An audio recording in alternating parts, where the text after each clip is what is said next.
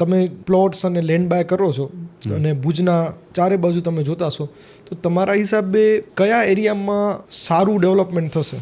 આમ ભુજ એક એવી રીતની સિટી છે અત્યારે કે જે ચારે સાઈડ વધી રહી છે. એનામાં કોઈ એક એ દિશાને તમે એમ ન ટાર્ગેટ કરી શકો કે એરપોર્ટ રોડ છે તો એ વધશે જ. એરપોર્ટ રોડ ઉપર આગળ ખાવડા ઉપર ડેવલપમેન્ટ ચાલુ છે, એ વધવાનો છે. ઇટ્સ ઓકે, એ થવાનો છે. પણ એનો મતલબ એવો નથી કે મુન્દ્રા રોડ ડેવલપ નહીં થાય. મુન્દ્રા રોડ ઉપરની અલગ બેનિફિટ્સ છે, એના અલગ ફાયદા છે. દરેક જગ્યા ઉપરના પોતપોતાના બેનિફિટ્સ, પોતપોતાના ફાયદા અને પોતપોતાના નુકસાન રહેવાના જ. એટલે કોઈ પણ જગ્યાએ અગર as a investor point of view તમે આ ક્વેશ્ચનને હું લઉં તો એક બેઝિક માનસિકતા એવી રખાય કે સેન્ટરથી થોડુંક ડિસ્ટન્સ ઉપર જવાય. ધારો કે હમણાં ડેવલપિંગ સોસાયટી અને ડેવલપ્ડ સોસાયટી, હવે એમાં ઇન્વેસ્ટરમાં થોડોક ડિસ્ટન્સ ઉપર જાઓ ને એટલે ડેવલપિંગ એરિયા તમને મળી જાય. રાઈટ. ડેવલપિંગ એરિયામાં તમે ઇન્વેસ્ટ કરો તો તમે એવું ધારી શકો કે નેક્સ્ટ 1-2 યરમાં બેનિફિટ મળી જશે.